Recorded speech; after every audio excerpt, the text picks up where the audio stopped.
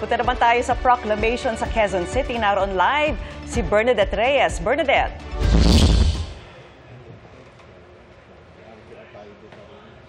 Magkaroon na ng proklamasyon dito sa Session Hall ng Quezon City dahil bago mag-alas 10 ngayong umaga ay natapos na rin 100% ang transmission ng mga boto mula sa lahat ng mga presinto. Isa sa mga unang dumating dito ay si incumbent Vice Mayor Gian Soto kasama ang kanyang pamilya at dumating na rin dito si incumbent Mayor Joy Belmonte. Nandito na rin ngayon yung ibang mga nanalong councilors at sa mga kongresista naman ay nandito na ang unopposed na si Congress woman Marivic Copilar.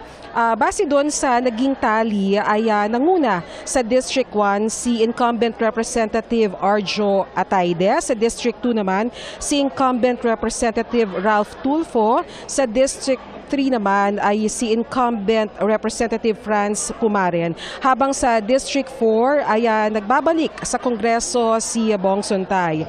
Vicky, if I may point out, naging super tight talaga yung bilangan dito sa District 4 dahil sa lumabas na resulta kaninang pasado alas 9 ng umaga ay very small lang talaga yung difference ng boto. Etong si Bong Suntay ay nagbabalik sa Kongreso at ito, if I may read, Vicky, ang difference sa kanilang boto, si Bong Suntay ay nasa 91,856 habang kay Congressman Rillo naman ay nasa 91,617. So kinumpute natin yan, that's just a difference of 239 votes. And alam mo ba, Vicky, very tight talaga dito sa distrito nila dahil nung nakaraan na eleksyon, ang difference naman nila ay nasa 1,500 yung boto. So mamaya titingnan natin kung makakapanayam natin sila para malaman natin kung ano ang kanilang mga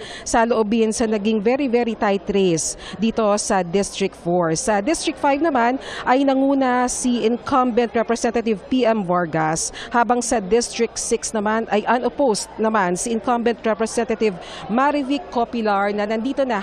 So hinihintay na lamang natin na makumpleto ang mga nanalong mga kandidato ngayon dito sa Session Hall para magsimula na ang proklamasyon. Vicky, alam natin over the night na marami ng mga lugar ang nakapag-proclaim pero dito sa Quezon City ay natagalan dahil kinailangan pang dalhin dito sa City Board of Canvassers yung mga ACM na hindi nakapag-transmit.